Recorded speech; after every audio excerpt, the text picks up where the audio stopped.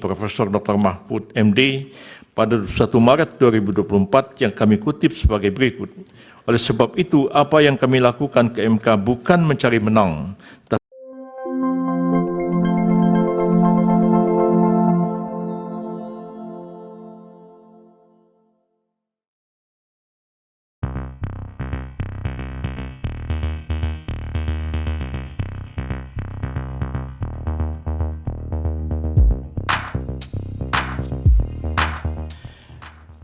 pertama-tama, sebelum pihak terkait menguraikan secara rinci dalil-dalil ataupun argumentasi konstitusional dan yuridis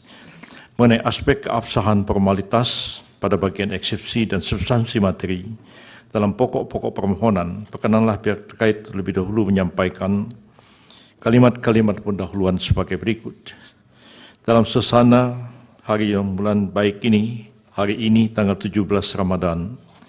1445 Hijriah, izinkanlah kami menggunakan kesempatan yang baik ini untuk mengucapkan selamat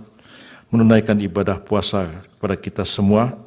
serta seluruh hadirin dan hadirat yang hadir pada kesempatan yang berbahagia ini. Semoga kita semua diberikan kesehatan, kedamaian, dan kesejahteraan. Kiranya pula semoga amal ibadah dan kebaikan kita di bulan suci Ramadan ini diterima oleh Allah Subhanahu wa Ta'ala.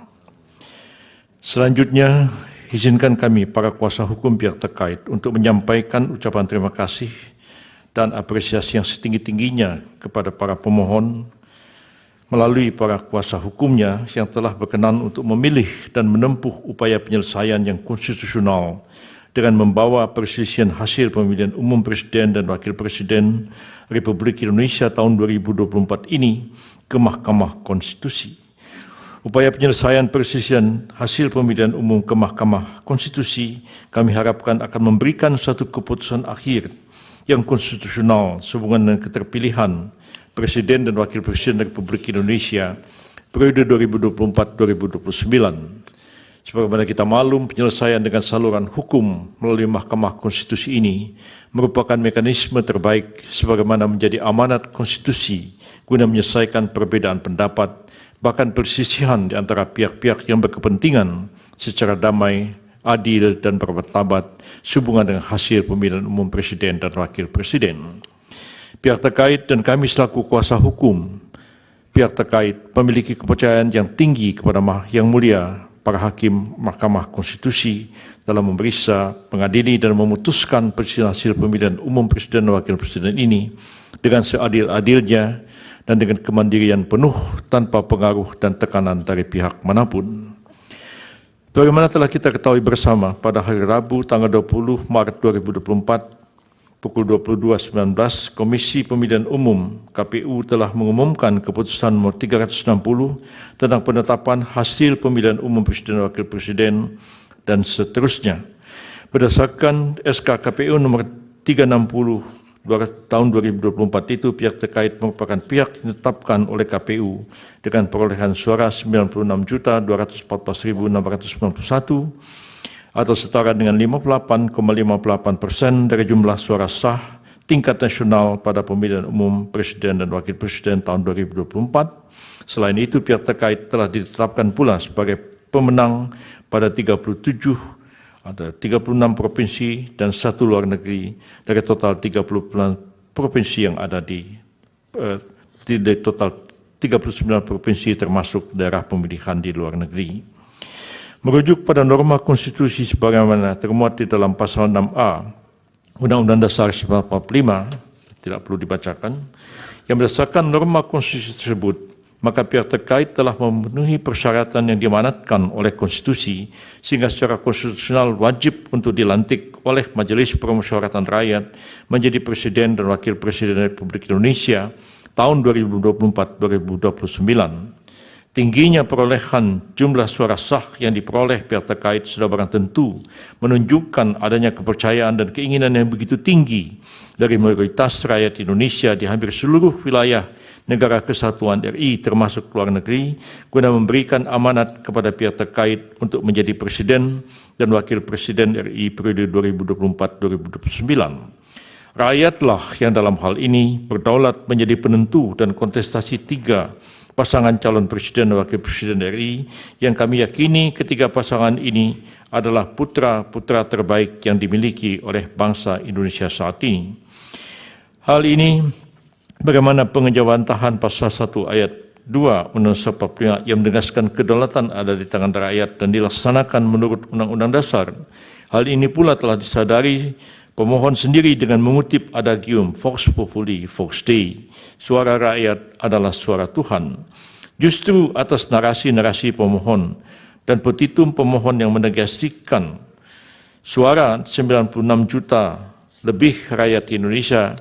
itu kepada pihak terkait, itulah yang membuat adagium itu kehilangan maknanya. Mengutip pernyataan pemohon pada halaman 12 permohonan yang menyatakan rakyat tak lagi berdaulat dengan suara mereka. Berkenaan dengan pasal 6 ayat 3 Undang-Undang 45 dan kaitannya dengan hasil pemilu Presiden dan Wakil Presiden tahun 2024, maka pihak terkait mengingatkan agar semua pihak secara bijak, penuh kehati-hatian dengan penuh rasa tanggung jawab secara bersama-sama senantiasa menjaga agar norma pasal 64 ayat 3 Undang-Undang 45 dimaksud tidak terlanggar. Dan sampai setelah hasil pemilihan umum diperoleh atas adanya ketidakpuasan dan kepentingan pihak-pihak tertentu terhadap pemilihan umum presiden dan wakil presiden dimaksud, kemudian terus-menerus melakukan upaya-upaya delegitimasi dan penegasian terhadap hasil pemilihan umum dengan alasan-alasan yang tidak konstitusional dan tidak bersesuaian dengan peraturan perundang-undangan yang berlaku.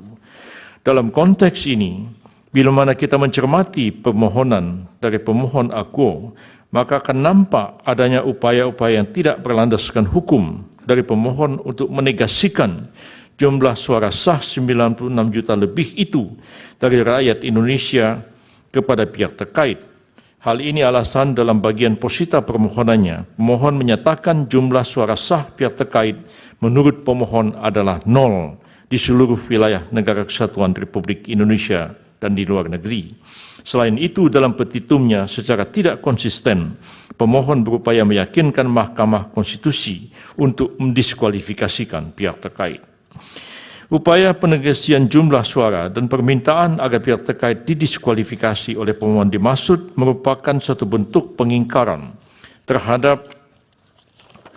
demokrasi yang sangat berpotensi melanggar norma pasal 6A ayat 3 Undang-Undang 45 atas alasan pasangan calon presiden dan wakil presiden yang seyogianya secara konstitusional terpilih dengan suara yang mayoritas mutlak di hampir seluruh wilayah NKRI dan seharusnya dilantik menjadi presiden dan wakil presiden tahun 2024, 2029 dan seterusnya.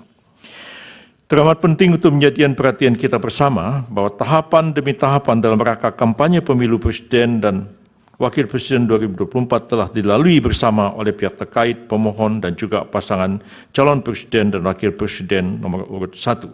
dan seterusnya tidak kami bacakan. Artinya secara sadar maupun diam-diam pemohon telah menundukkan diri pada kaedah proses tahapan yang telah berlangsung tanpa adanya penolakan. Hal ini pula dapat dipandang sebagai satu persetujuan diam-diam atau silent consent yang pada intinya satu pernyataan kehendak yang dilakukan oleh satu pihak kepada pihak lain yang bersangkutan tidak menyatakan keberatan atau penolakan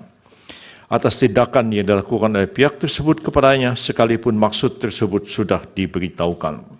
Selanjutnya,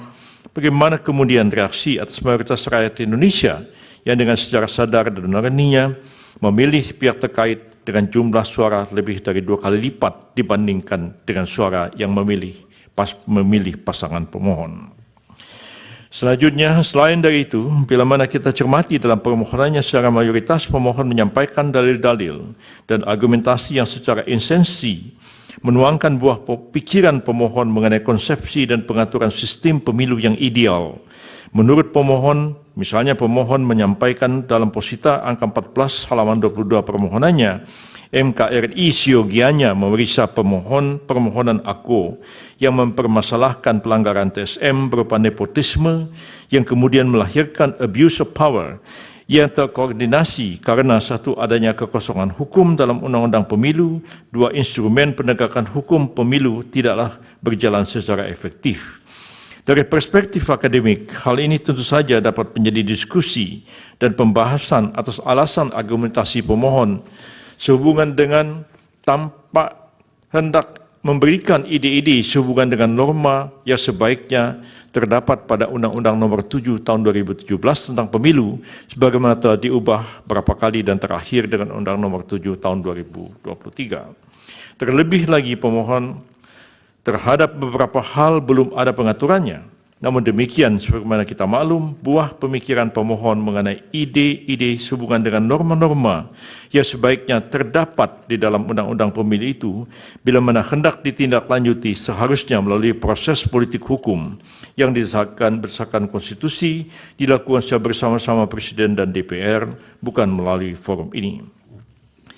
Menarik bila mana kemudian kita mengutip pernyataan pemohon dalam hal ini Profesor Dr. Mahfud MD pada 1 Maret 2024 yang kami kutip sebagai berikut.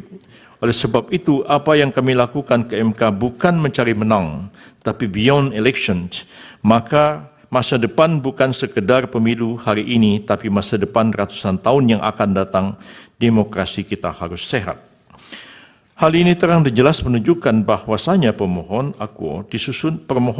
disusun sebatas sebagai narasi dan buah pemikiran pemohon sebuah norma yang menurut pemohon baik untuk kemudian dituangkan dalam undang-undang pemilu maupun peraturan perundang-undangan yang relevan untuk masa yang akan datang. Namun faktanya narasi yang secara langsung dan gamblang menempatkan petitum di awal justru pada hakikatnya bertolak belakang dengan narasi yang dinarasikan oleh Profesor Mahfud tadi, yakni meminta pihak terkait didiskualifikasi dan kemudian dilakukan pemungutan suara ulang dengan pesertanya hanya pasangan nomor urut 1 dan pemohon. Artinya apabila ditafsirkan sejalan permintaan pemohon dan narasi Profesor Mahfud tersebut, maka sepatutnya apa yang disampaikan pemohon dalam permohonannya adalah untuk memberikan jalan kemenangan bagi pemohon itu sendiri dengan cara membuat narasi seakan koreksi terhadap kewenangan Mahkamah Konstitusi, namun sejatinya menukangi seakan-akan terjadi kevakuman atau kekosongan hukum untuk tujuan semata-mata kewenangannya sendiri dan seterusnya. Bila mana kemudian kita secara tertib dan komprehensif menelaah dalil-dalil permohonan, pemohon yang berkenaan dengan narasi pelanggaran TSM dan berupa nepotisme dalam pencalonan Pak Gibran Rakabuming Raka dan program bantuan sosial Presiden Joko Widodo, maka akan nampak pula bahwasanya dalil pemohon itu hanya bersifat asumtif dan dianggap pula sebagai propaganda untuk melegitimasi keterpilihan pasangan calon presiden dan wakil presiden pihak terkait. Bagaimana kita maklum berkenaan dengan pencalonan Pak Gibran ini ialah penjawatan hak setiap warga negara untuk sama-sama yang memiliki hak yang sama untuk maju dalam pemilihan-pemilihan yang dilaksanakan.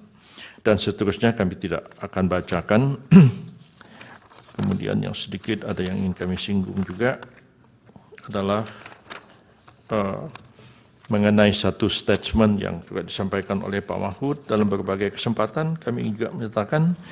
bahwa perlu kami ingatkan kembali bahwasanya Undang-Undang Nomor 7 Tahun 2017 tentang Pemilu dengan segala perubahannya telah mengatur dengan sangat jelas dan rinci berkenaan dengan eksistensi dan kewenangan badan-badan lembaga untuk menyelesaikan perselisihan yang berkaitan dengan pemilu. Lembaga-lembaga itu ada yang merupakan kekuasaan kehakiman yang dijalankan oleh Gakumdu, Pengadilan Tata Usaha Negara, Bawaslu, dan ujungnya adalah Mahkamah Konstitusi untuk menyelesaikan perselisihan pemilu. Dengan adanya pengaturan tentang pembagian kewenangan dan menangani sengketa proses pemilu melalui Bawaslu, PT UN, dan Mahkamah Agung dalam sengketa administratif dan sengketa hasil oleh Mahkamah Konstitusi sejak tahun 2017, maka tidaklah relevan Profesor Mahfud mengutip pendapat dalam tanda kutip Maha Guru HTN Profesor Yusril Iza Mahendra yang pernah mengatakan bahwa Mahkamah Konstitusi seyogianya tidak menjadi sekedar mahkamah kalkulator, tetapi mahkamah seharusnya berperan memeriksa pelaksanaan pemilu secara substantif sejak dari proses pelaksanaannya. Pendapat itu ada benarnya karena diucapkan pada tahun 2014, 3 tahun sebelum berlakunya Undang-Undang Nomor 7 Tahun 2017 tentang Pemilu yang membagi kewenangan kasus-kasus yang terjadi dalam penyelenggaraan pemilu sebagaimana diuraikan tadi. Sebab itu pendapat tersebut dalam dapat dikategorikan seperti dikenal dalam ilmu fikih, yaitu qaul qadim, satu pendapat yang dimansuhkan, dibatalkan atau ditinggalkan, dengan qaul jadid atau pendapat baru karena norma-norma hukum yang mendasarinya juga telah berubah. Jadi tidak relevan mengutip pendapat 2014 untuk keadaan sekarang karena norma hukum positif sudah berubah. Tapi kalau mau dianggap yang ideal, suatu ketika Mahkamah Konstitusi boleh mengadili sampai kepada substansi penyelenggaraan pemilu, maka tentu tidak pada saat sekarang kita membahasnya, tapi mungkin dalam amandemen terhadap Undang-Undang 45 dan amandemen terhadap Undang-Undang Pemilu itu sendiri. Ini klarifikasi, mudah-mudahan dapat kita pahami bersama. Selanjutnya, sehubungan dengan permohon akuo mengemuka pula pertanyaan berikut, yakni apakah pemohon yang merasa telah terjadi berbagai kecurangan dan pelanggaran telah membawa permasalahan yang dihadapi pemohon sehubungan dengan kecurangan dan pelanggaran dalam proses kepada badan-badan atau lembaga-lembaga yang sesuai dengan kewenangan tersebut di atas. Bila sudah, ya, mestinya dilakukan, dan yang dibawa ke Mahkamah Konstitusi adalah bagian terakhir, yaitu persisihan tentang hasil dari pemilihan umum itu sendiri.